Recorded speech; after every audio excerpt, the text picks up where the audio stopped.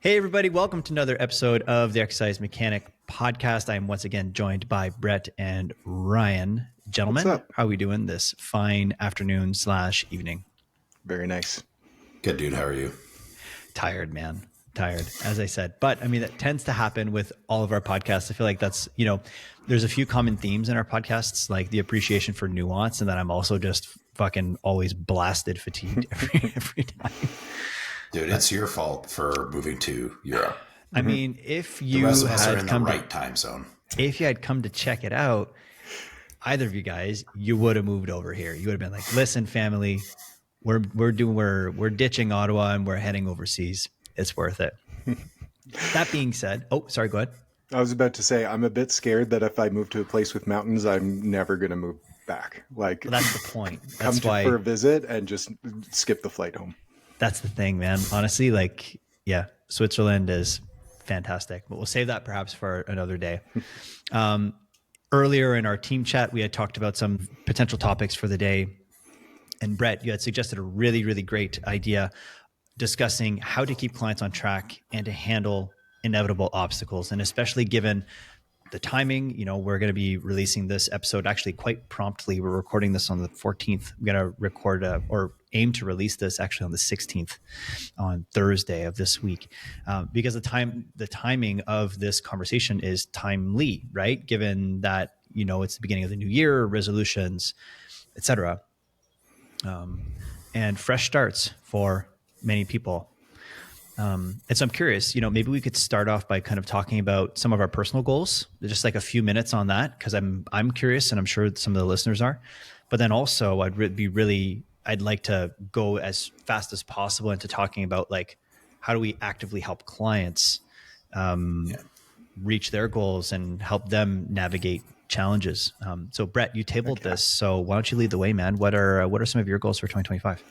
I mean, I've got some physical goals. Like I want to compete in an Olympic length triathlon again, bring my time down to 2 hours, which hopefully if the competition level is about the same, should get me on the podium for my age group. We'll see.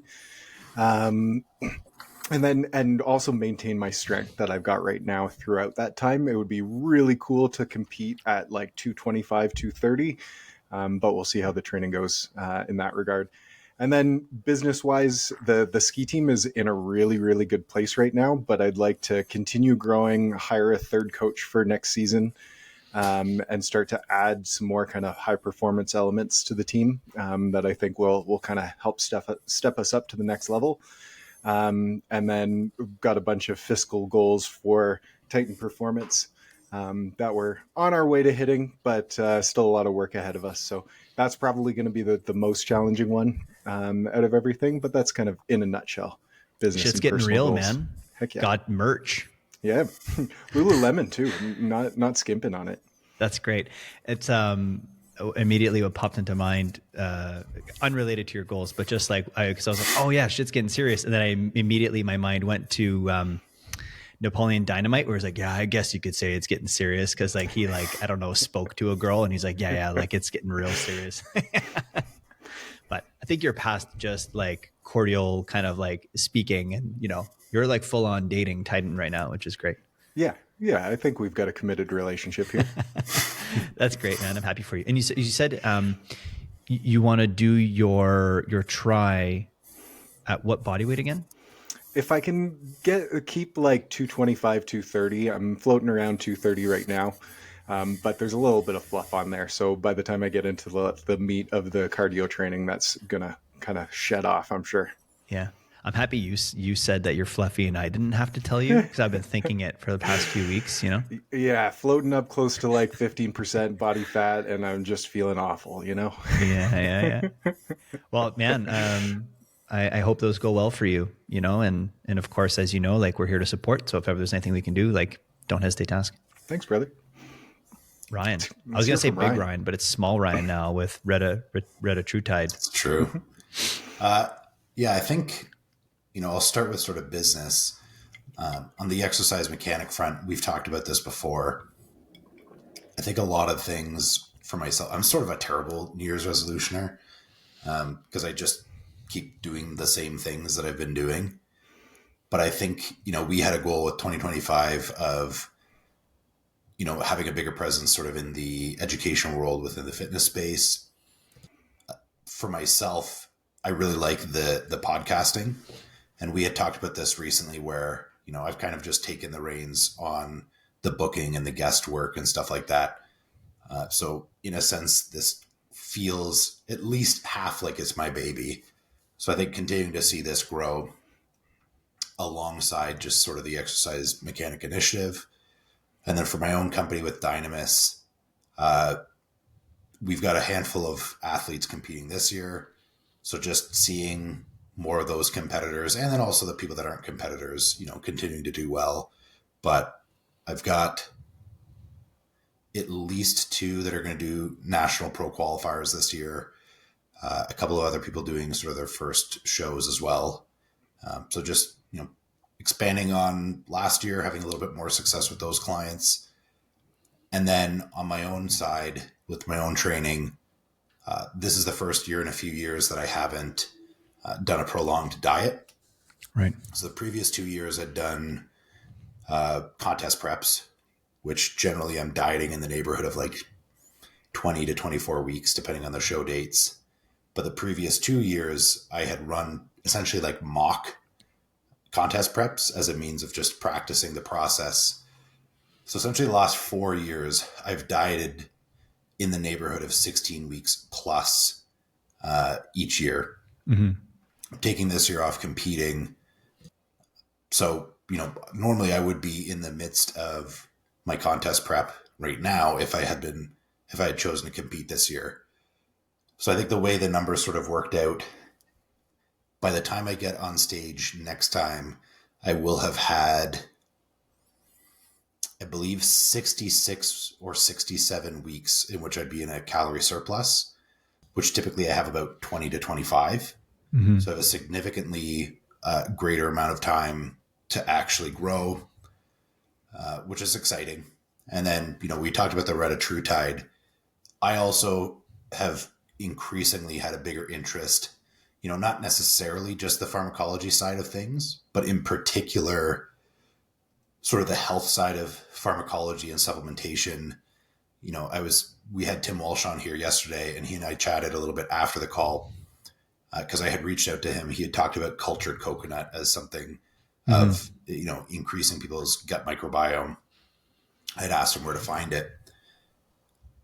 Eventually within bodybuilding, there's only so much training you can do, and there's only so many drugs you can take. And then you've got to find other ways of pushing the needle, no pun intended. Right. So it's like, are there ways in which, not only can I stay healthy, so whenever I retire from bodybuilding, I don't drop dead at 45, but also, we've talked about this a handful of times in this podcast, that idea of there being a prerequisite level of health for progress. Mm-hmm. So are there ways in which, I hate using this word, but like, can I optimize that or find synergies between supplementations, things with diet, things with peptides, whatever, it happens to be, as a means of just continuing to drive progress. So there's some stuff I'm curious about playing around with this year. We've got Dean St. Mart on this podcast on Friday, mm-hmm. who has talked a lot about mitochondrial support. Mm-hmm. And that's something I've been starting to dip my toe in a little bit. So for my own interest, starting to explore that a little bit more, learn more about it, potentially implement it, see the effects that might have, not just on my progress, but productivity, so on and so forth. So that's sort of my own pet project for this year. Cool. I mean, you're like, as usual, you have a history of doing this, and you're going to continue treating your body like a big old experiment. Yeah, that's accurate. Since the day I met you, you've just been like fucking around and finding out, just like a variety of different things. Well, it's funny. It's a compliment. I don't mean that negatively. No. So I was on Paul O'Need's podcast last week. Nice. And off air, we had talked a little bit about body dysmorphia, which is, prevalent in the fitness space in general, but especially so within the bodybuilding community. And he was sort of surprised when I said, like, I think I'm a bit of an outlier in the sense that like I have very little, if any, body dysmorphia at all. Mm-hmm. And a lot of that, I've generally been a confident person in myself, regardless of what I've looked like. And I will be fair, I've never really been that out of shape. But even the periods of time, like when I was powerlifting and I was definitely fat, I've always viewed my body as a vehicle for the activity that I'm doing. Yeah. Yeah. So for me, like the this physical entity is just a project. Mm-hmm. So I don't put a lot of stock in the value that my body brings other people. Mm-hmm. In this case, it's really cool seeing like the extremes that I can push in terms of just, physique changes and stuff like that. And eventually I won't bodybuild anymore and I'll do something different and my body will change depending on what that activity happens to be. Man, if you go from bodybuilding to like some kind of endurance sport, I'm going to freak out. I don't know if I'll go that far. I do want to do something more athletic. Yeah. Because, I had a background in sports and I'm pretty close to the least athletic I've ever been in my life right now. Yeah. You're a nut for sports, man. Yeah. So like when you and Kyle Blackwell get together, can't get you guys to shut up about baseball. I love it. I've been around sports my whole life. So there'll be a day where I'm not 270, 280. I'll walk around at, 220. Yeah. Be strong-ish, but actually be able to like do something reasonably athletic and mobile. Yeah. Well, go ahead. Your mention about that, Ryan, reminded me of there's an American skier named Lindsey Vonn who's actually been in the news recently because she just came back out of retirement in her 40s with an artificial knee and got like 5th place in a downhill. Like unreal. Everybody like leading up to it was like, oh, she's in her 40s. What's she thinking? She's going to explode the moment she gets out of the gate. And she crushed it. But she talked about how when she came on the scene, she still had this kind of internalized image. And obviously this is, I think we could all agree it's the social pressures are probably stronger for women still. Had this sense of like what she should look like and would kind of alter her training based on that. And when she abandoned that entirely and just focused on her skiing performance and that was it, not only did her performance increase, obviously, but she also felt better about her body because she was seeing it through the lens, like you said, Ryan, of performance and her sport. And like, this is a great body for skiing and not this is a great body to look at, which is, easier said than done. I'm sure there's a lot more steps in there than just being like, I'm just going to ditch, social pressures. But yeah, it just reminded me of that. That's really cool. Yeah. And I've lived that even myself. We've talked about on many different occasions, how there's trade-offs with getting heavier, getting leaner, and how those two things affect performance and those types of things. And like right now, definitely not the leanest I've been. And when I have gotten leaner through, like, I guess like an intentional kind of nutritional strategy as a means of like actively bringing myself into a deficit, dropping some body fat. And then if I even then from that leaner place, re-increase my calories over a period of time as a means of like having enough fuel to drive performance, I've noticed that I don't perform as well than I do around my current body fat level, which is at around, 40% or something right now. Just playing. But man, it's interesting. I have found that over the years as well, like teaching people to just allocate a little bit less weight to how they look and just kind of like choosing to allocate a little bit more importance to performance. And interestingly, it helps their mental health, but it also tends to then generally, at least I found it tends to also lead to body composition change too, which is kind of interesting. I don't know if you guys have found that. Yeah, I think, I'm sort of in this unique space where, because I'm predominantly in sort of the physique world now, and I think that there can be this delicate balance of, especially with people who are getting on stage, they have to look a certain way. Mm-hmm. So you can't completely abandon the conversation of aesthetics. Mm-hmm. This is actually something I really like. I don't know how much you guys follow this, but there's been some controversy online because the IFBB just introduced a new female category, the fit model division. Right.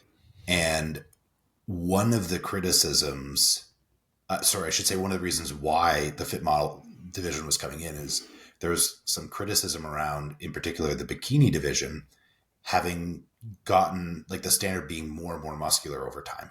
Mm-hmm. I'm actually a fan of the fact that that has happened. Mm-hmm. So from a competitive standpoint, I'm actually very comfortable with the idea that difficult endeavors have standards, is one thing. I'm okay with the fact that not just anybody can get on a bodybuilding stage, which isn't, not intended to gatekeep it. But, if I go and do a trail run, Mm-hmm. like I'm going to make a complete ass of myself because I haven't prepared for it. So there's a level of preparation that I think is paramount to actually getting on stage. But the other thing is the bikini division, when it first came out, it was very similar to what the standard of the current fit model division is, which, yes, there's a little bit like of a softer look, but in particular, there's also way less muscularity required as a part of the judging standard. The fact that bikini has started to favor more and more muscular physiques year after year has also meant when you look at the female bikini athletes who are training, they're training a lot harder. They're taking a much a greater focus on training performance, Mm-hmm. a bigger emphasis on actually eating enough in their off seasons so they can grow. Because that's the big thing. If you look at people who compete in physique sports, where the objective is to just grow a bunch of muscle. Of course, there's periods of time they have to diet down to be lean to get on stage. I get that. But a lot of the time, like those people are eating a lot of food and are eating in a way that is very nutritious, ideally for most of the year. Mm-hmm. So I actually think it's been a positive thing that the bikini division has moved there because it's greater incentivized people to put a priority on eat enough food to train hard, eat enough food to grow, as opposed to just be a really, really tiny version of yourself. So anyways, where I'm kind of going with this, it's definitely, it can be a unique conversation to have with people where I still like to treat, if I'm working with female clients in particular who are competitors, we have to talk about what their physique looks like, but still treating those conversations as though they are athletic conversations. Mm-hmm. Like their physique is just the performance of their sport. Mm-hmm. And in particular, female clients of mine who are not competing, there's a bigger conversation about healthy eating habits, sleep habits, training hard, exactly what you were saying, putting a greater emphasis on performance. And you do start to see those body composition changes. And I think also just acknowledging people like to look a certain way. Yeah. And not completely running away from that conversation. Yeah. And allocating like the right amount of importance to it. Mm-hmm. Do you know what I mean? That's cool. Yeah. Go ahead. That was it. ET, what are your goals? What? Oh yeah. Well, we'll get to that in a moment. We Yeah. forgot about the host. Yeah. No, it's all good, man. And this would be maybe something to circle back to on another time so we can kind of like stay aligned with the initial target. I think it's really unfortunate that people experience a lot of shame with wanting to have body composition goals and standards. It happens a lot with my female clients. I'm sure you guys have probably encountered that as well. And it's just like, I think it's really sad, and just kind of, it's been really interesting just giving my clients giving them permission to want to pursue things that interest them, and how liberating that has been for some clients. And I think that's perhaps been like an unexpected and unplanned, I think, downside, to be very honest, of various intentions and movements that have been aimed at like helping people not hate themselves because they have an extra 10 pounds of body fat or something. And I think that, like, as much as that endeavor I think is good, generally speaking, I also think it's unfortunate that people feel shame with wanting to pursue goals, Speaking of goals, oh, sorry, go ahead. I'll just say this. Like, I remember we're not talking about goals at all today. This isn't good. Yeah. But I think it is an interesting conversation. And we had talked about on this podcast once before, just about, healthy levels of body fat, not talking about people's looks or aesthetics at all, but just, health outcomes. As you had mentioned, I think in a lot of ways, and I'll just be blunt about it, like the body positivity movement initially I think it was a great idea. And the idea was this idea of like acceptance and, you have value at any size or look or whatever it happens to be. But I think that movement in some ways by some people had shifted from body positivity to fit shaming. And I remember seeing, very prominent celebrity Adele had lost a bunch of weight a couple years ago, and she got eviscerated online because she lost weight. Yeah. You can't win as a woman. Like if you I look at know. like Sydney Yeah. Sweeney bulking up for that boxing movie, like she's getting torn apart online too. And it's like, what can you do? Like, Yeah. it's just Turn off social media. yeah, Yeah. that's it. Yeah, it sounds like a good idea in a variety of different ways, variety of levels. All right, let's keep going with the goal side of things. I'm going to selfishly talk about myself for like 2 minutes, and then we'll dig in. I'll try to keep it under 2 minutes. Personal goals for the year. Yeah. Oh no. No, let's try to keep it above 2. Yeah. Yeah. Anyways, that's we won't have my wife on here as a guest ever. Yeah. So I guess personal goals. You alluded to trail earlier, and we've talked about this before, but I have a 51K trail event in July, which is terrifying. And it's probably going to take me around like 8 or 9 hours to complete. But I think it's a bucket list item that I've wanted to check off for a while, and it's going to hurt. It's going to be really intense and do as the Swiss do, So that'll be cool. When it comes to personal goals, honestly, that's a really, really, really big one, or the really big one. And then the rest is professional. You alluded to having a larger presence with the exercise mechanic. That's the priority this year, and scaling the Canadian course offerings as well, increasing the frequency of courses, the reach of the courses. So we've largely been in Ottawa, Edmonton, Van in the past. I used to teach more regularly in Toronto, so we're looking to kind of reopen the Toronto market, maybe even out east with various strategic partnerships. And there's some ideas there that I'm interested on, like getting the ball moving. You and I have a meeting on the 20th to talk about this stuff more, but it's been so painfully slow at the beginning of the year because everyone's just like, everything's grinded to a halt over the past like 6 weeks. But in any case, hopefully be able to get some momentum with those projects soon. Yeah, man. And that's honestly, that's the big one.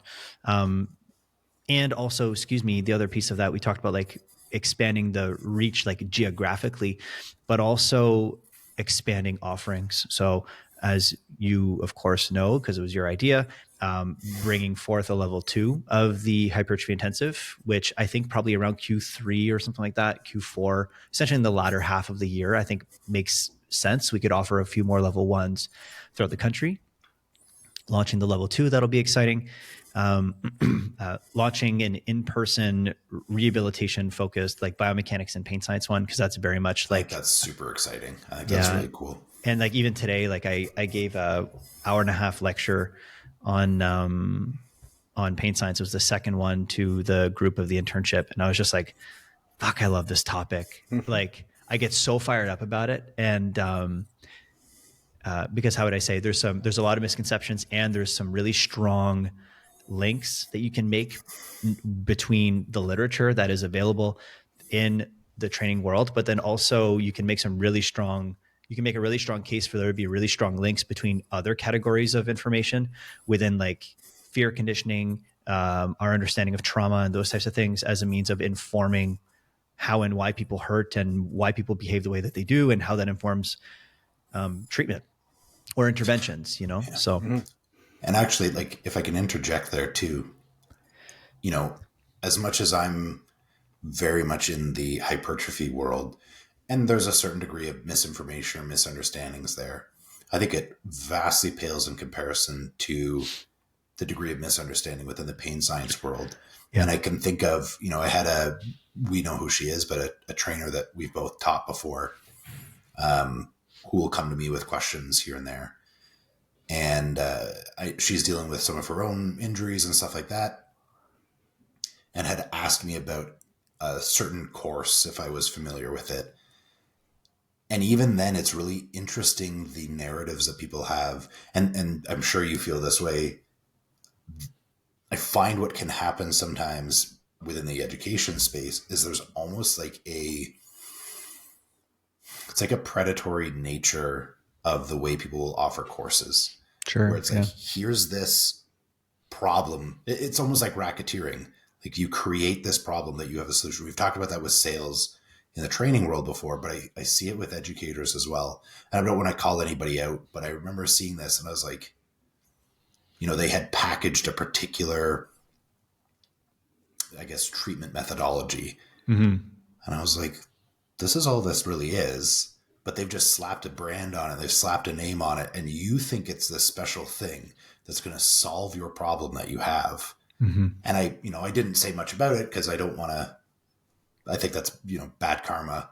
Sure. Yeah. But it was just interesting to see, I know very little relative to you when it comes to this space, but enough where I'm like, enough to be dangerous. This can be communicated in a way better way than how it is within this space. Yeah, for sure, man. And it's like one of my, I'm not even going to say mentors because he's not a mentor, but he, Perry Nicholson has said a few things over the years that I like, and a few that drive me insane. But one of the things that he said that I really like is, two things: that the body's under no fucking obligation to make sense to anybody, number one, which I agree with. And the second being that the dirty little secret of rehabilitation is that everything has the potential to work. And I really agree with that. And I think that it's one of the big things that I teach my students is just let's talk about what all these therapies have in common in contrast to perhaps their unique selling point. Because when you start to understand what they have in common, you start to gain insight into what are the big levers that they're actually pulling that are leading to modulation of pain and sensitivity. Mm-hmm. And understanding that is fucking empowering, because then you can use anything. Like you could use FST, you could use, you could use MAT, you can use lacrosse balls, you could use anything as a means of potentially modulating sensitivity when you understand what they've all been kind of manipulating in the first place. Mm-hmm. And you don't kind of, and you don't, how would I say, not succumb, but are perhaps convinced by, the perhaps false narratives that I think some of them are unknowingly spinning. So I was having a conversation with my mother-in-law about chiropractors. And at one point she kind of came out with a statement, was like, so you don't believe in what chiropractors do? And it's like, well, I'm going to say the word. It's nuance, right? Like, it's not like I don't believe, but maybe not everything is working for the reasons that they say it's working. Yeah, for sure, man. And it's like anytime that I say a statement, usually to a student in private about here are the issues with X modality, usually what they hear is, oh, it's not useful. Mm-hmm. And that's not what I'm saying. Mm-hmm. You look at and I'll use FST as an example, because I've been very open about it. So this isn't a secret. I think the notion of them isolating fascia in their treatments makes absolutely zero sense. Because the nature of why fascia is important is because of how integrated it is. So it's like trying to integrate the thing that's fundamentally interdependent with everything is just kind of ridiculous. And it flies in the face of why it's actually such an important tissue. And I think it's, as much as I think the explanations are in many ways completely wrong, I think that it's profoundly useful for other reasons, right? And so to your point, Brett, where it's like chiropractic, are they actually manipulating the exact joint that they're talking about? If you look at a lot of literature that looks at that stuff, it's like usually no. And the asymmetries that they claim to talk about don't have causal links with pain anyways. And it can be therapeutic, right? Mm-hmm. And so let's talk about why. And that's an interesting conversation that I think we've already talked about potentially having a more kind of therapeutic and pain and rehab episode at some point, so we can dig into that. Mm-hmm. This is a great jumping off point, though. Yeah. Because I've been working with Titan. We're about to launch like a 50-day challenge. So on the topic of kind of like education and, you know, maybe presenting things in maybe not a non-optimal manner. This is what kind of inspired me to kind of, you know, in addition to the fact that it's around New Year's and everybody's kind of thinking about resolutions, but the program that we got for Titan was like a canned 50-day challenge program from a you know, an institute or whatever that kind of like does a lot of like sales stuff for gyms. Okay. Yeah. So the idea was to be kind of like a turnkey thing. They provide all the documents you're going to send to the clients, the schedule, the rundown, ad copy, email copy. And I basically had to rewrite all of it because I really wasn't comfortable with how they were presenting things. It was a lot of kind of like pushy sales and like, you know, the sale is the end goal and not necessarily like the change that it inspires in the client. But then just a lot of the information was like, it was just kind of like the macho, like, this is a challenge and you're going to do this, but like not a lot of 75 like, actual, hard. Yeah. There's just not a lot of like actual strategies to like, you know, that they can use in their day-to-day lives, that they can incorporate to improve their habits and actually, you know, make change. So that was one of the reasons I kind of wanted to bring it up. You know, in rewriting these things, it's very like at the front of my mind. And tried to, as best as I could, in like a really quick summarized fashion, give these clients actual useful tools that are going to help them out.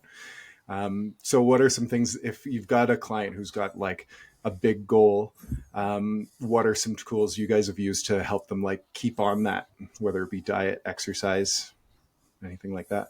Yeah. Thanks for tabling that, man. Bri, what do you think, man? What comes to mind? So when Brett had first posted this in our group chat, the thing that I had thought about was, how do we make behaviors sustainable?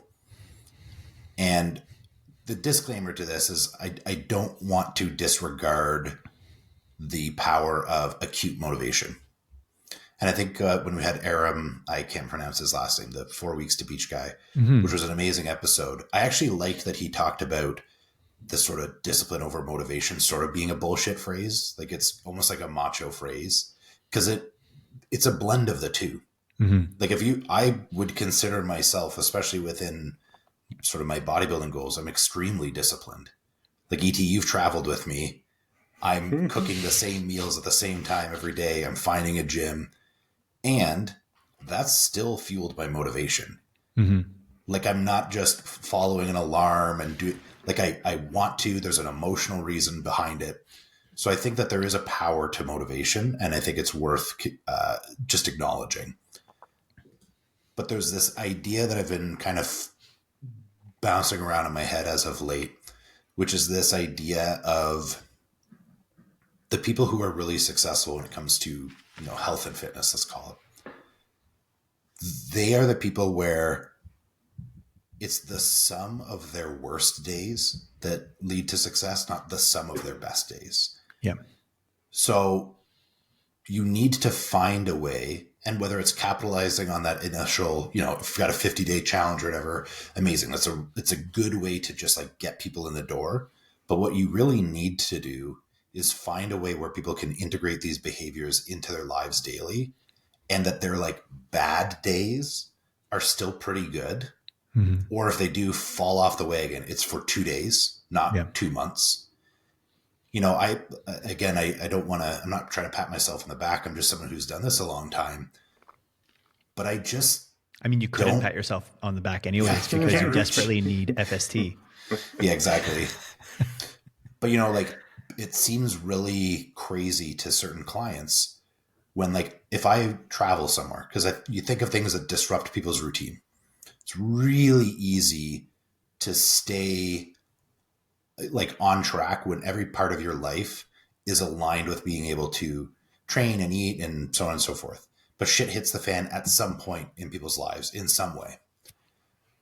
Travel is something that often is disruptive for people because you're out of your routine. There's a mentality of what vacation is supposed to be.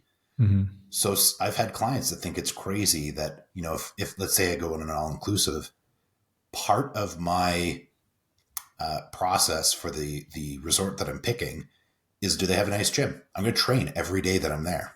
Mm-hmm. Yeah, I'm going to eat at the buffet and do stuff like that, but I'm going to get steps in. I'm going to train hard. I don't like eating super shitty food all the time anyway. Mm-hmm. So I don't fall off track on vacation. If I'm traveling somewhere, like, if we're teaching, I know the meals that I'm going to eat, and I buy them as soon as we land. I bring my supplements with me, whatever it happens to be. Mm-hmm. And it's just strategies in place that, like, my bad day is 70% or 80% adherent. Mm-hmm. And stacking that over time, I think, is the thing that really leads to success. And whatever those individual strategies might be for a particular client, it's like learning to find ways of integrating that into their lifestyle. And just on one final note, before, I hear what you have to say, ET, a lot of this reminds me of, I saw a clip from a podcast with Lane Norton, and they had interviewed people who had gone through significant weight loss. And one of the things that was really fascinating when it came to the people who were able to sustain that weight loss after the initial diet was they had talked about that they had to undergo an identity change. Yeah, for sure. So it wasn't just behavior change, but they had to change how they viewed themselves as a person. Like, I'm a person who works out on vacation. Mm-hmm. Do you know what I mean? Like, I'm a person that when I feel really bad, I don't just order a pizza. Mm-hmm. And I think that there's a really important element, and I think we have the unique ability as trainers and coaches where you do develop these really intimate relationships with clients where you can have these types of conversations, helping them navigate an identity change to whatever it is that, fits within their desired outcome. But I think that you have to be a different person to sustain different habits. Mm-hmm. Mm-hmm. Yeah, I agree. I mean, it's interesting. I was, when Brett tabled this in the group, and immediately I was like, I'm going to have to start this with a disclaimer to just buy Atomic Habits by James Clear. Yeah. Because it's on my late side table. Man, honestly, it's such a fantastic book. And the second chapter talks about the importance of identity change when it comes to sustaining, like a lifelong habit, or maybe not lifelong, but definitely a habit that's long enough to be able to stack the behaviors to be able to kind of get the outcomes, because any of these outcomes all happen on the backbone of like repeated action. And it's essentially the interest compounding over time of just daily investing with whatever the aligned action is. So I agree with you, talking about how can we make things sustainable is acknowledging the elephant in the room, or perhaps one of the most important aspects of getting any result truly is that it very rarely is about intensity, more so than it is about sustainability and your ability to repeat it on a daily basis. Of course, intensity matters, because if you're investing in iota, it might not be enough to actually initiate the changes that you want. So there needs to be sufficient intensity, but if intensity compromises sustainability, then we have issues. And it reminds me of one of the things, once again, I think I heard it from James Clear. So I'm just going to say anything that I say that sounds smart, it's James Clear, it's not me. So that way I don't have to repeat myself all the time. But he said that, we don't rise to the level of our ambitions, we fall to the level of our systems. Yeah. And I think that ambitions are great as a means. And like you said, motivation is great to kind of calibrate the compass, leverage that shit, lean in when you have like that moment where perhaps you're not as constrained by fear, like set the goal that scares you and then like put it into action. But then it really boils down to like, great, on a daily, weekly, monthly basis, what does this look like? What do I have to do? What are the actions that when I repeat them regularly enough, inevitably lead to me getting to the result?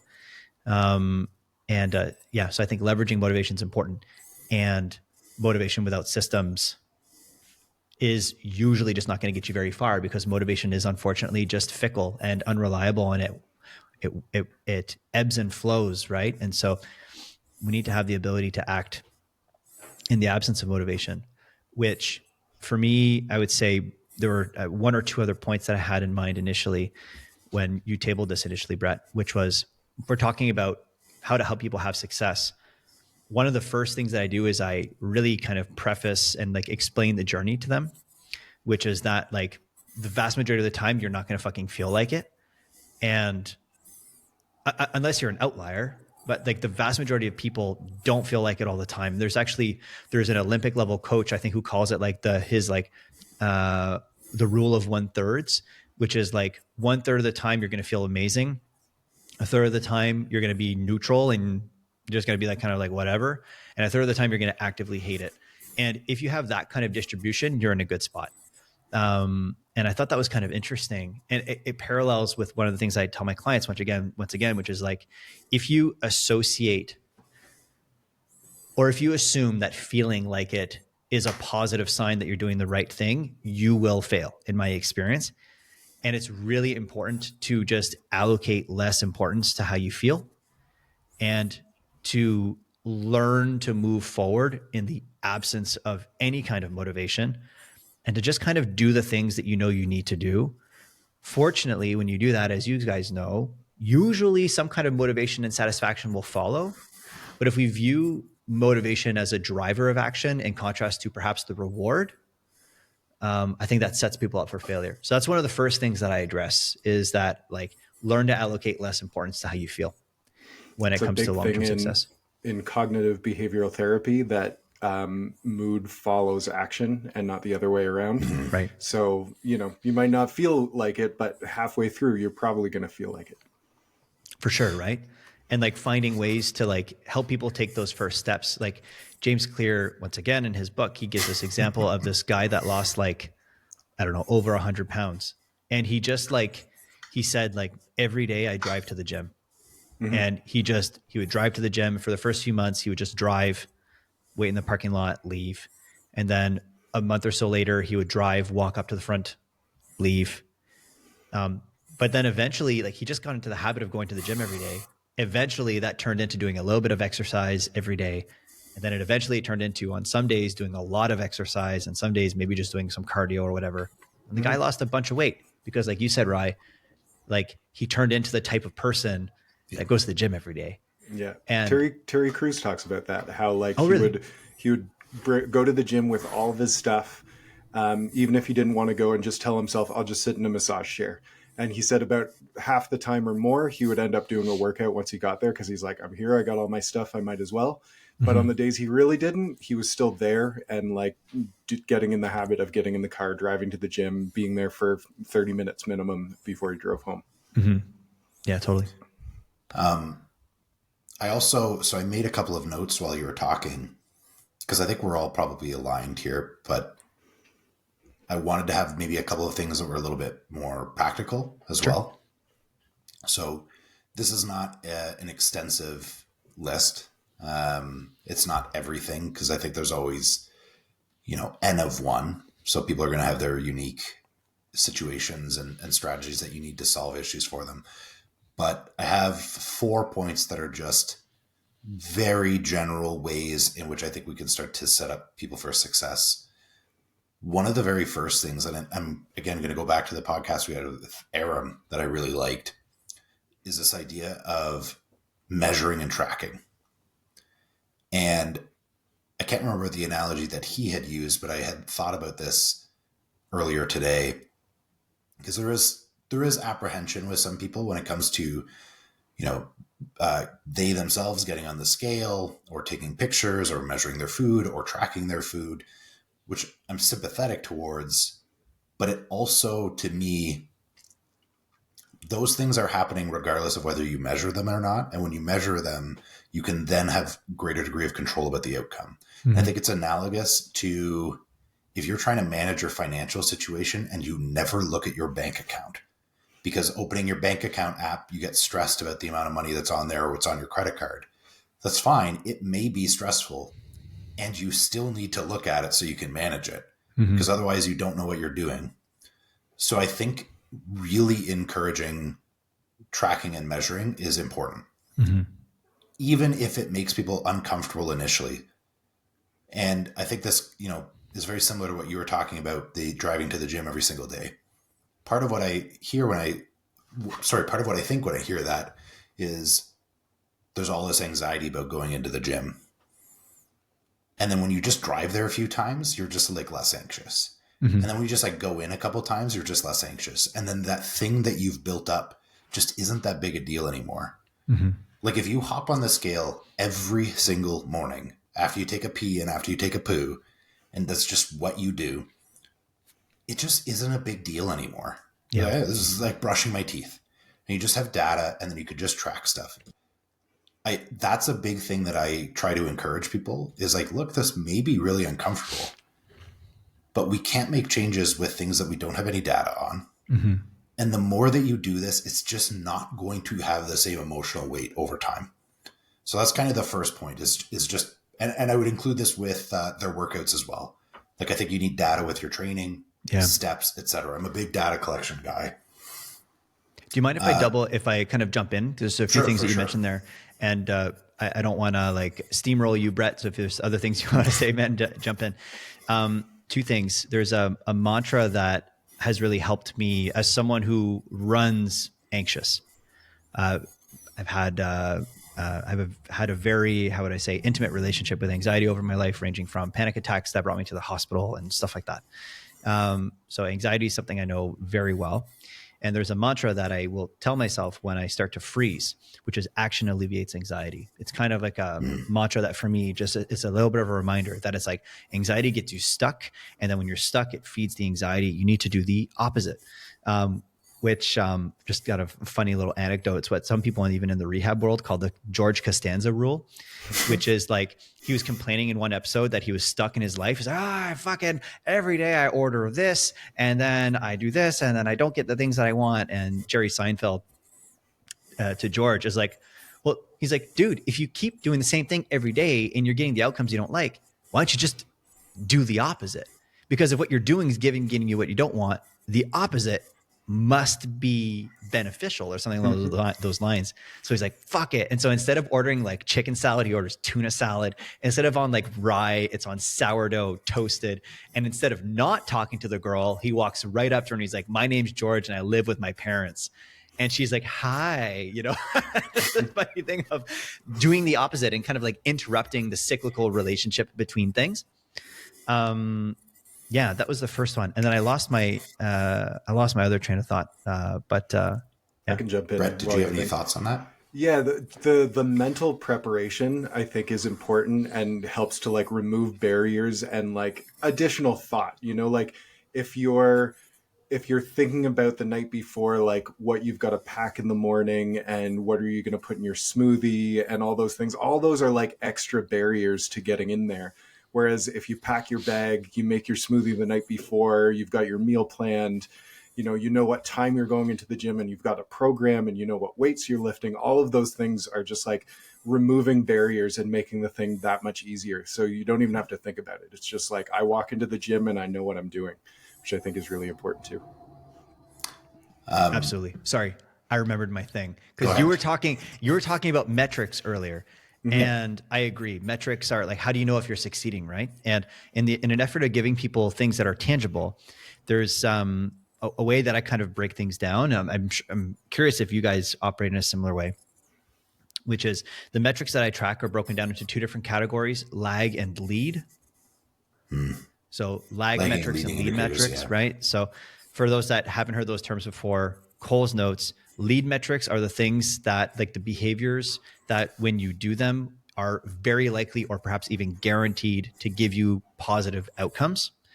Lag metrics are the outcomes that you care about. So example, when it comes to like weight loss, you don't necessarily control weight loss directly. You control the inputs. Weight loss is an output. Right. And so it's like, so what are the inputs? Well, the inputs might be following my meal plan. Did I do that today? Yes or no? That would be a lead metric to track. Or did I sleep adequately? Did I get my X amount of hours that I feel like I need every night? That would also be a lead metric. Or did I do my training? Lead metric. Am I engaging with my coach? I would argue that that's also a lead metric, like being actively involved in your training. And so getting clarity on like, what are those lead metrics that predictably, if I do this, I know I'm going to get my outcome or I'm going to get my goal, knowing what those are. So that way you can track the behaviors that would actually get you where you want to go.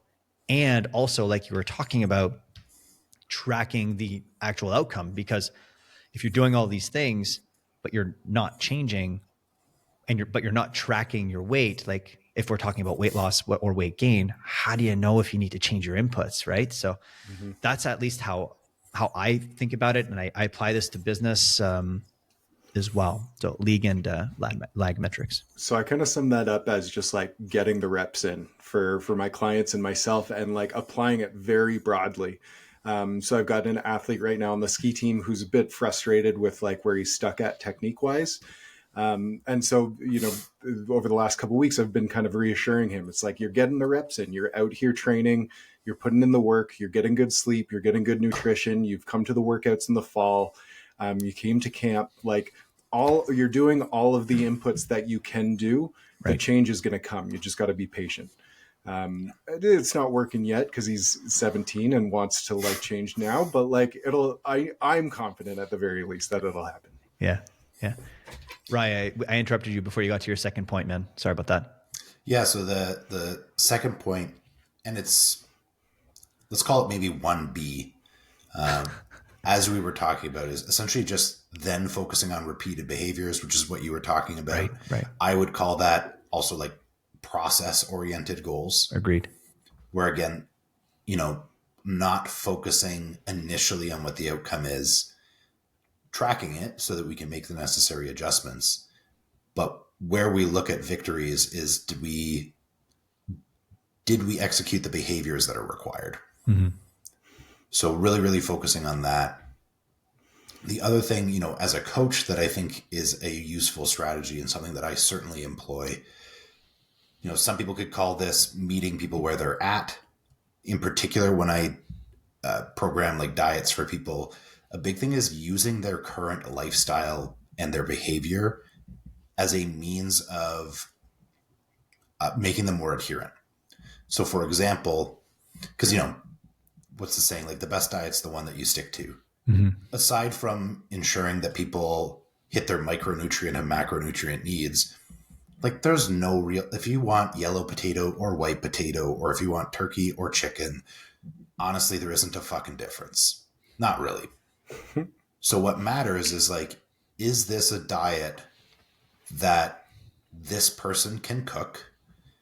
Do they like these foods? So like some of my meal plans with clients are for things that I would never eat. But we can find a way. So I will always, part of my intake form is like, what is your current diet? What are some of your favorite foods? What are some of your least favorite foods, etc. And as much as I can, I will actually try to integrate the meals that they really enjoy eating as a part of their meal plan. For sure. Because it's just going to ensure a greater degree of adherence. And that's what matters. Mm-hmm.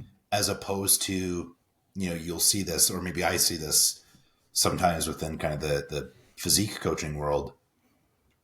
People will get these, honestly, I think they're stock diets. And it's like foods they've never eaten before. If you've got somebody who wants to make one of those like 180-degree changes, you might be getting to that right now. But like, how do you kind of talk them off the ledge and be like, hey, you know what? Like maybe we should take some baby steps first and not just try to like turn the whole, transport truck around. Yeah, I think that I would include within the meeting people where they're at. If we're talking about meal plans and stuff like that, which is often the type of client that I'm going to get, there's already a certain level of behavior that they already have in place. If you're talking about somebody who's never had any structured eating at all, I think depending on where that client is like find where the win can be. Mm-hmm. So I had a client who originally was an online client of mine, but she suffers from like seasonal depression and basically just wasn't coming into the gym for a couple of weeks and was almost at like a state of crisis. Mm-hmm. And luckily enough, she's also a local client. So I actually transitioned her to being an in-person client during the winter. And as of right now, like talking about her diet and other stuff isn't a major part of our conversation, Because the win is she comes in, she sees me 2 to 3 days a week. We train. I don't have a ton of in-person clients, but like this was the strategy to just keep her, like, this is her worst day. Mm-hmm. I don't give a fuck what she's eating right now. She's just going to come into the gym. Mm-hmm. And then when that becomes habitual and there's a way to start to integrate more change, then we will do so. So I think that's a really good point, Brett. I think starting small, this is why I said, meeting people where they're at in terms of what their current lifestyle or diet is and not making wholesale changes. Most people, that's just not going to be an effective strategy because it's just too different from what they're used to or what they enjoy. Mm-hmm. So some people I would say in the past, my current clientele is a little bit different now, but in the past, yeah, I'd have clients where like maybe for years we never really talked about diet Mm-hmm. because that wasn't a conversation that they were willing to have at that time. And for them, just coming to the gym was enough. Not losing the forest for the trees. I had a friend who struggled with his diet for a long time, and he tended to like eat a lot of fast food throughout the week. And I remember seeing one Instagram post that was like him getting like a full meal, including like some like green juice from Pure Kitchen. And he's like, I'm turning it around today. And then a post from like 23 minutes later, that was a bag of McDonald's, and was like, I gave up. And so actually, that made me think of something. I think, if we want to talk about a really practical strategy, because I think the fast food thing is common. Mm-hmm. I think you can meet people where they're at with fast food Mm-hmm. and just change where it comes from. So one of two things I could think of. Let's say that this person is just not going to cook for themselves initially. And they are ordering McDonald's and Harvey's or whatever it happens to be. They can still order fast food, but let's do an audit of the places that maybe are a little bit healthier. So instead of getting, the double Big Mac, maybe they get something from like a Greek place where it's like a Greek platter. Right. And they can still order it. It's still the same cost. They can find a meal that's enjoyable for them, something like that. Mm-hmm. So we haven't broached whether or not they're going to cook their own food or not, but at least the options that they are purchasing from a fast food or delivery service is a little bit better. Or maybe you can give them the option, if again, cooking is a major barrier for them, there are food delivery services, like meal prep services everywhere now. If you're in a major city, For sure. you can find something where there are food options that it's probably going to fit somebody's palate. Even if they like burgers, a lot of places do burgers or turkey burgers. Mm-hmm. So I think there's a way where, we know that the best case scenario is these people are cooking their food at home, their whole food sources, etc. But that might be too big of a leap from a behavior standpoint. So I think you could still have somebody who is ordering food, but you are helping them pick better food options for the things that they are getting delivered to their house. Definitely. So this friend ended up hiring me probably a year or two after that incident. And after our first initial meeting was, the big change that was going to be between session 1 and 2 was just switching from Pepsi to Diet Pepsi and switching from Oreos to oatmeal cookies. And that was it. It was like simple, achievable. He still gets his cookies. He still gets his pop, but at least it's like some harm reduction. Dude, I think it's a good way to I'm glad you brought this up. Good label though, harm reduction, right? Yeah. It's also as useful as perhaps, or it is an appropriate step depending on the person. Definitely. I think what you brought up, even the diet pop issue, I don't want to get too tangential with this conversation here, but we talk about, these fear-mongering behaviors that exist within our industries. There's so much research on artificial sweeteners at this point. That they're terrible and we should never eat them again. And exactly. Diet Pop they just is give the you worst. Cancer. But even something like switching to Diet Pop for people who just, don't have great dietary habits and they're chronic pop drinkers. I'm trying to remember off the top of my head, but like a can of Coke would be what, 35 grams of sugar, like 35 grams of carbs, something like that. Sounds about right. I'm not something sure. like that. I like only drink Coke Zero, so I really don't know.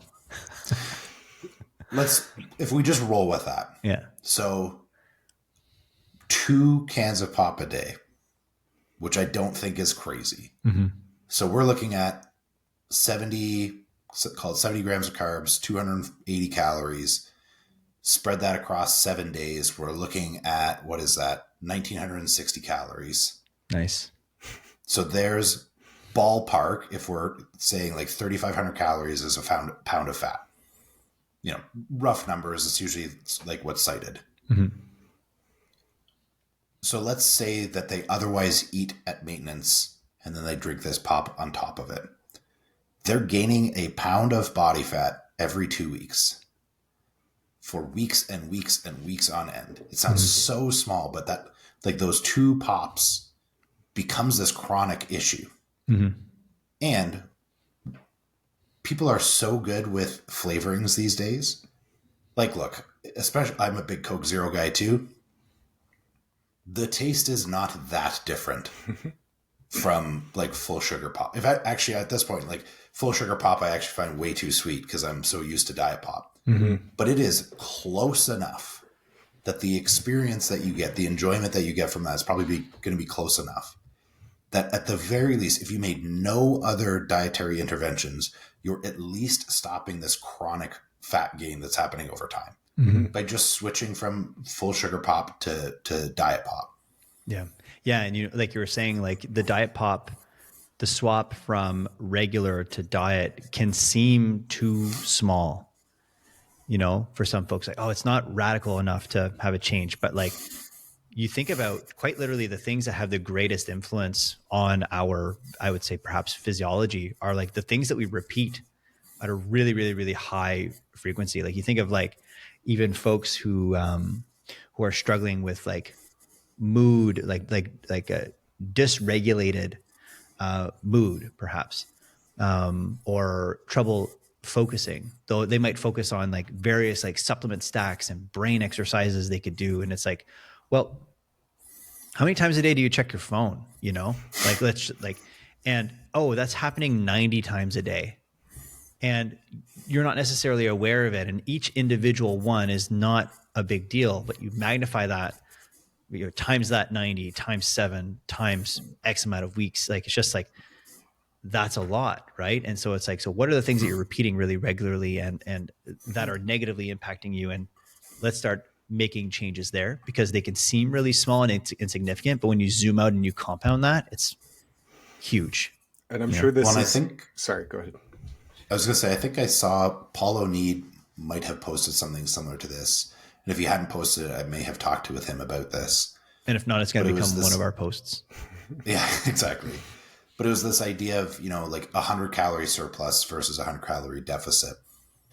Like if you have 100 calorie surplus a day, think about how small 100 calories really is.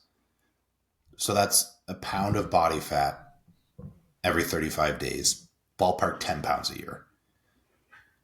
And most people are not gaining tons and tons of weight acutely. Mm-hmm. If you eat in a 100 calorie surplus, it's like 2 fucking Oreos every day for 5 years. It's 50 pounds that you're overweight. Yeah. And, you know, again, that's not intended to be like, oh, that's really scary how easy it is to overeat. In fact, it's the other way. Think about how incredibly easy it is to create a 100 calorie deficit. Mm-hmm. It's one pop.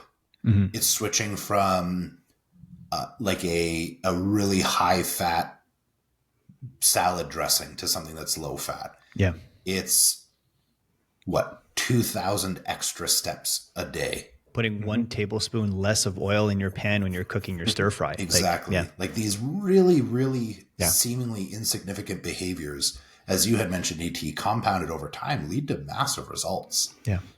And, you know, like there's time and place for these very dedicated fat loss phases or massing phases, et cetera.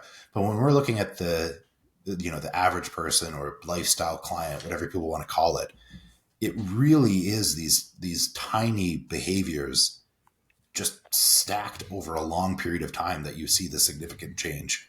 Totally. We've talked Brett, you were about saying? like the physical changes of these like small compounding changes in habits.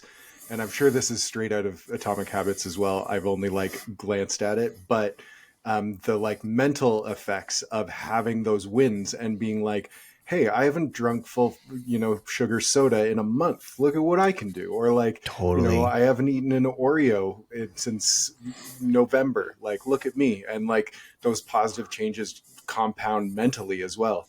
And suddenly you feel like more capable of making more changes and it just snowballs. 100%. It reminds me a lot of, there's a quote. Are you guys familiar with J.M. Blakely? I am not. No. So J.M. Blakely, I believe at one point held a world record in the bench press in like 8 weight classes. He's probably one of the greatest strength athletes of all time. He's this really interesting, like, I think he's in his 50s now, big, burly dude who sounds like your like philosophy professor. And I saw him, I think he was on the, I can't remember what it's called, but I think it's the Real Talk podcast with Dave Tate. And he had talked about this idea of people saying like, oh, you should be more confident. He says, people don't have confidence, they build confidence. Yeah. Yeah, for And sure. exactly to your point, Brett, if we're in this position where we're in a support role with clients, it's giving people opportunities to just stack little wins upon each other. And then eventually when it comes time to call upon their confidence, they have a history of winning. Yeah. They have a track record to demonstrate to themselves that they can win, and they have a reason to be confident. Mm-hmm. My Reading buddy likes to repeat the refrain, "We can do hard things." I like it. Totally. Talking about like regular wins, and how like not only that can build confidence, but also, it's the kind of thing that also, like one of my clients, I was just checking while we were recording, this week when she completes all of her workouts between now and Sunday, that'll be 427 days in a row, which is like I remember you telling me about her. gangster. And Yeah. initially it started More off than as me. just being like, yeah, you know what I mean? It's crazy. Like 427 days hasn't missed. Yeah. Like I've never, like, and huge shout, I'm going to name her Erica. Huge shout out to Erica for doing that. Nice. Cause it's just like, I've never done that. Mm-hmm. And she's on fire. She fucking refuses to miss. And she lets me know everything in advance. She's like, here's what I've got going on. And I'm just like, perfect. And it's, of course we're not setting PRs every day. That's not the point, but like 427 days. And it's at a point where it's not only just become one of the things that she does. It's like every day, doesn't matter how tired I am, I have 25 minutes or whatever that I'm going to do in my basement. I can do it in my PJs. It doesn't matter. I'm going to do my shit. I'm going to check it off. True Coach is going to tell me you're a badass. She gets the exploding like fireworks emoji or whatever. And then she gets to go to bed. There's also, how would I say, there's not only confidence that comes with that, but there's also a certain amount of like momentum and, in a way, pressure that also drives health promoting activities. Like, great, you don't want to miss, and now you're terrified of breaking your streak. Good. Because in a way, like, and this applies to everyone. It's like, if you're afraid of breaking your streak because you're 20 days in or 100 days in or what have you, it doesn't matter. It's like, good. I want you to have a little bit of pressure and feel like you have skin in the game. Like you don't want to miss, for things that are net enriching in your life. I think that's totally fine. Of course, I think there's probably some context, and there might be a little bit more nuance to that statement, but generally speaking, have a drink, fellas. Generally speaking, I think that it's true. And, the power of small wins, coming back to what we were talking about. I mean, we talked about James Clear in a variety of different ways today. Like, there's a reason why he calls it atomic. It's like they're small and powerful, which is also coincidentally the title of Ryan's sex tape. And, and it's unfortunate that it's, too neglected. I'm curious, Brett, because there's one more thing I wanted to share today, perhaps before we wrap up, but I'm curious, we've kind of gone around kind of talking about things that initially came to mind when it comes to the original topic of like helping clients endure and persevere and kind of like do the hard things that they need to do when it comes to setting new goals and achieving them. What came to mind for you when you tabled that? So the first thing that I mentioned was the program that we're running through Titan, and it's kind of first and foremost on my mind. I'm generally not really a resolutioner either, but I do have some like goals and ideas in mind. It's not like I'm kind of like shouting them out at New Year's Eve or anything like that. But yeah, and given that this podcast is meant for fitness professionals, like what strategies can they leverage for their clients if maybe they're not seeing the consistency that they want? Maybe they're not using the right language with their clients to kind of promote these things and get them ingrained. Yeah, just trying to help some people. That's all. Cool. Love it. But are there any strategies for you that you use a lot with your clients? Like if a client comes to you with a goal and you're breaking it down, like where do you start? What do you prioritize? So, I mean, breaking it down, I think, is really good language to use around that. There's a goal setting technique we used when I was at Epic called waterfall goals. And so you would take kind of like a major goal, break it up into smaller parts, break that up into smaller parts, and try to get it to like the tiniest constituent pieces that if I hit these metrics consistently, I am going to achieve my goal. There's no like ifs, ands, or buts around it. So that's a good one, kind of like breaking things down a bit for the client, like exactly, you want to achieve this goal for this date. Well, what do we need to hit to get there? What do we need to train for to get there? What's your diet got to look like? All those things. I also really like the kind of like small changes and just kind of like every week we add something new, check in with how things are going. If, it's been 2 to 4 weeks and whatever strategy we're attempting just is not sticking, then it's time to revisit it and switch things up a little bit. And, maybe you're not cut out for intermittent fasting.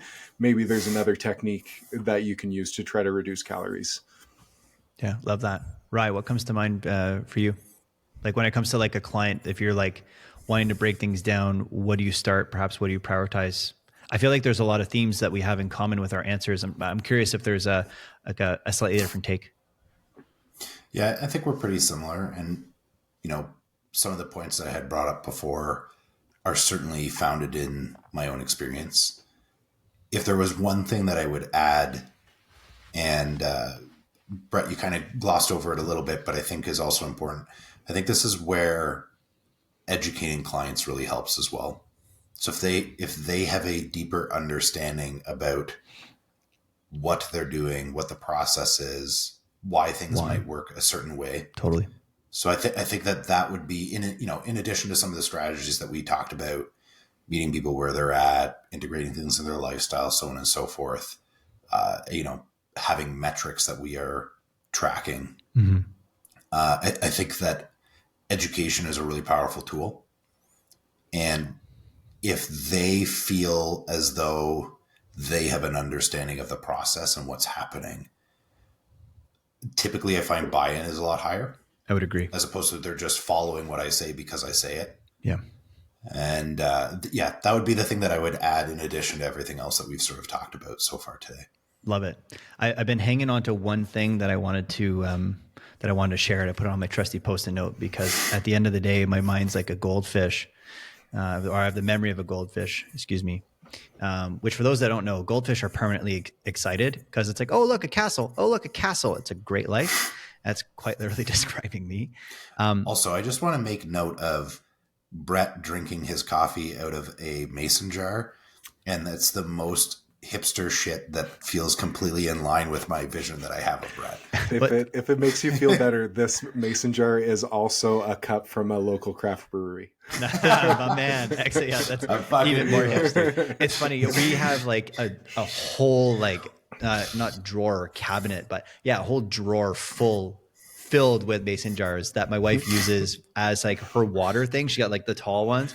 Yeah, we're a fan of mason jars over here. You need to get on that, Ryan. I think we got a couple. I don't use them. Yeah. I drink everything out of a shaker cup. Yeah, that's true. That's very I'm true. just like a meathead through and through. Yeah, for sure. Yeah. I mean, like this habit change is effective habit change is identity change. So Yeah, exactly. yeah, you're a hydrated meathead. So yeah, I have two things that I wanted to talk about. I guess one larger category with like perhaps a subcategory, which is if we're talking about helping people make things practical for them. Once you have an idea of like perhaps what some of the lead metrics are, that inevitably when repeated and they're small enough, you can repeat them and stack them on a regular basis that lead to the outcomes that you want. There's a strategy, once again, from James that I really like, and I got it from him, and I had never heard of it before. And it's this thing that he called in his book implementation intentions. Have you guys heard of this? No? So essentially what an implementation intention is, it's a statement that states when, where, after and before what will you do certain actions if you can. You try to create as much predictability around it and you fucking name it. So an example of what this could look like will be, let's say, actually, I'll use one example of an old client of mine that a huge problem that she had is that on a daily basis, she wasn't taking her damn meds. and this is like, it's like, we're kind of giggling about this, and I won't mention what the medication was, but quite literally because of her medical history, if she didn't take it, there was a risk of death. And so I'm like, this is a high return thing. You need to be taking your meds on a daily basis. And so the implementation intention is that you state exactly when you will take, in her case, your medication, or when you'll do a certain habit. So in her case, it was every day in the morning after I brush my teeth, I will every single morning I will take my medication after I brush my teeth and before I start making my coffee. And so for her, it ends up just being very clear. She knows what comes before, what comes after. And which brings me to like kind of like the subcategory of implementation intentions, which is habit stacking, which is if you want to help make things automated, use the things that are automated in your life as the trigger and then also the reward for your new behavior. So what that looks like for her is she was already brushing her teeth and she was already making coffee. Those two things are going to happen regardless. So that's great. So she essentially has the trigger, which is, right, I brush my teeth. And so the medication's right there, take it, and then reward, something I love, right? Which is I get to go make and enjoy my coffee. And so there's once again, there's a few things there. One is that you're stacking this new habit that has zero momentum behind it. You're leveraging things that have momentum that happen automatically every single day as the trigger and then also the reward. It's a really great way to go.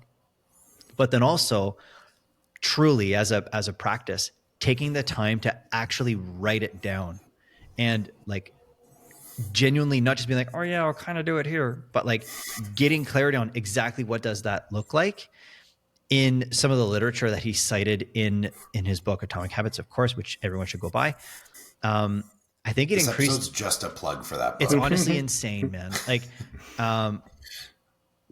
when I first found out about this book, I was working with another coach in my life named Mark Angelo. And it was the first thing when we were working together. He was like, go buy the book, audio or physical, don't give a shit, just go buy it. Bought the audio book. I got 2 chapters in. After the chapter on identity change, I was like, fuck, I went to chapters and I bought it physically as well. And That's awesome. It's like, it does such a great job of like reducing things down and really explaining, but also making it tactical. But in the book, he talks about like how I think it was like a 200% increase in adherence. And the only variable that they changed in these groups when they were doing like studies looking at adherence with new habits, the only thing was, did they have an implementation intention or not? And at least from my end, of course, literature is interesting, but it's like, does this translate practically? In my experience, it does. If you do a really good job of figuring out like, what is the thing, what comes before, what comes after, if you nail that, it ends up being in a way kind of easy, because then the things that are already happening in your life end up propelling the new things that you want to implement. Mm-hmm. And I so long think as it's like not too much, generally speaking, it goes well. Go ahead. speaking it out loud and writing it down, I love that too. Like in just like not even just with that, but like with like affirmations and like, you know, I'll occasionally tell a client like, "Hey, you're very strong," and they'll be like, they'll laugh it off, and it's like, "No, you're really strong," and they're like, "Okay, I know," and it's like, "No, I want you to say it now.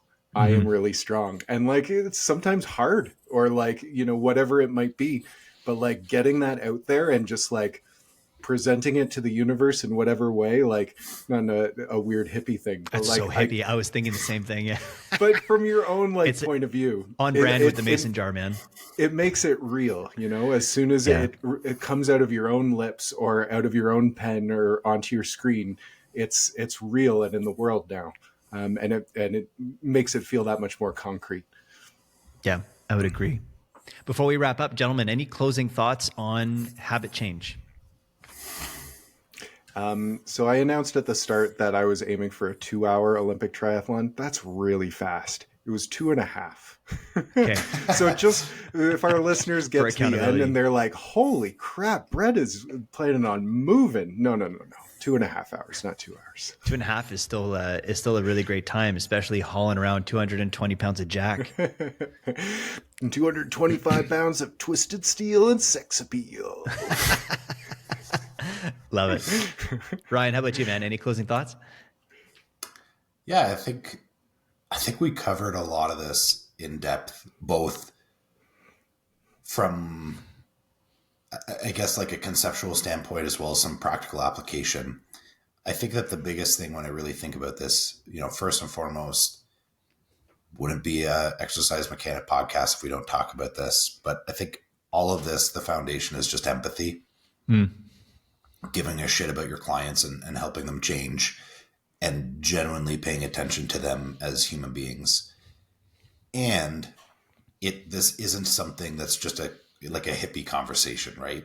It's not just Mason jars, iced coffees. frou-frou, like there are some real practical conversations that can be had with clients. Mm-hmm. And I think that that's something, I don't know about you guys, but that was certainly something maybe earlier in my career I struggled with, where I knew the things that people needed to do to succeed, but I didn't know how to help them get there. Mm-hmm.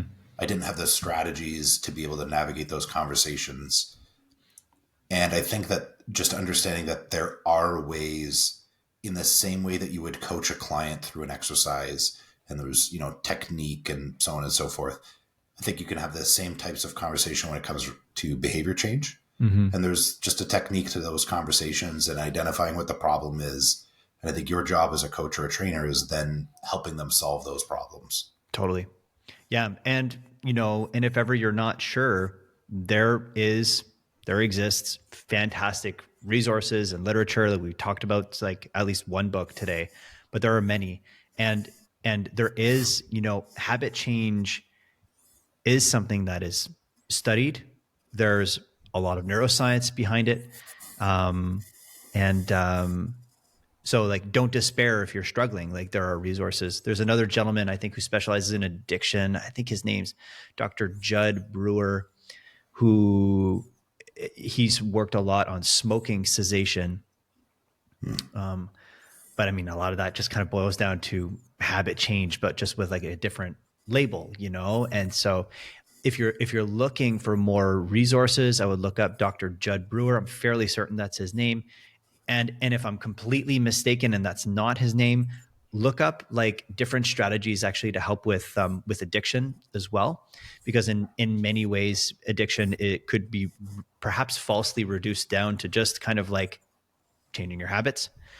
And so a lot of the things that work with addiction also are very effective when it comes to habit change, when it comes to like training and eating better and having better lifestyle habits. So I'm pulling an ET here and throwing something in at the last second. Fuck. Something I wanted to add, just because this is something that's really common. And if you are working with clients who have maybe chronically struggled with their weight, and, I think that the behavior conversation is the relevant conversation. But, you know, we've talked about this before, and we had Dr. Crystal on here a while back. Also, don't be afraid to talk about if there are interventions like pharmacologically with those people. Mm-hmm. So that can be a part of the solution. So I'll share this really quickly because I had somebody who was using like a retatrutide, so a GLP-1 agonist medication, and had commented that they didn't have food noise in the way that they normally did, but their stomach was really uncomfortable because they were hungry and they wanted to eat so that they didn't have that feeling anymore. And when they ate, it went away. And I was like, that's how normal people feel. Right. She was like, what the fuck? Really? I was like, yes. Mm-hmm. Like, you're hungry and you're like, I should eat some food. And then you eat some food and then that goes away. And then you move on with your day. Yeah. And this, what a concept, right? Which is crazy, right? And it sounds insane that was such a, eureka moment. But there are legitimately people who their issues are not willpower. Their issues are not necessarily discipline. Yeah. It might not even be strategy. Like they're swimming, upstream. Yeah. So I think just as a caveat to this conversation that I think that it would be worthwhile to have those discussions depending on the person and what their needs are, that there are additional options available to them to go alongside the behavior change. Hell yeah. Definitely. That's a great, sorry, go ahead. I was just going to say, definitely, like, I'm never shy, if something seems beyond my scope or like something I don't quite understand, or we're not getting the results that we want, I am never shy to be like, you should see another specialist. In most cases, a medical doctor. Yeah, totally.